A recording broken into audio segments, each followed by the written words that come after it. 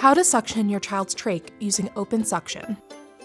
You will need to routinely suction your child's trach to keep it free of mucus, also known as secretions.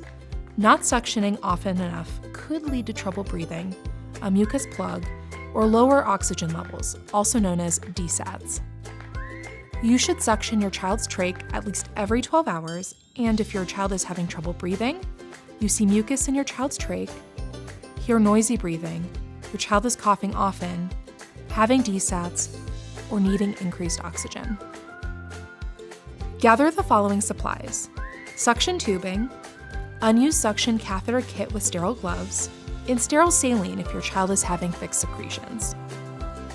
Wash your hands with soap and water for at least 15 seconds, or use hand sanitizer and put on clean gloves. Turn on the suction. Open the suction catheter kit and take out the package of sterile gloves, but make sure you don't touch anything inside the kit so it remains sterile.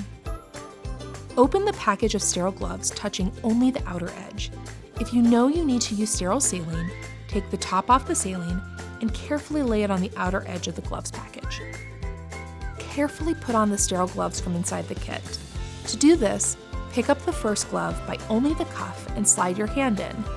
Now put your gloved fingers under the cuff of the other glove, wiggle them to open the cuff, and slide your other hand in. Now that you have your sterile gloves on, make sure you don't touch anything but the items with the sterile suction kit. Hold the suction catheter in your dominant hand, usually the one you write with. This hand is considered your clean hand. Use your other non-dominant hand to hold the suction tubing and connect the two together. Your non-dominant hand is no longer sterile and is considered dirty. Make sure this hand does not touch any part of the suction catheter that will enter the trach. To prevent an injury, you must only suction to the measured depth. This depth is noted on the tracheostomy information sheet. If your child is using an HME, carefully remove it from your child's trach before suctioning. Put the catheter in the trach until you reach the measured mark at the level of the trach, but do not apply suction.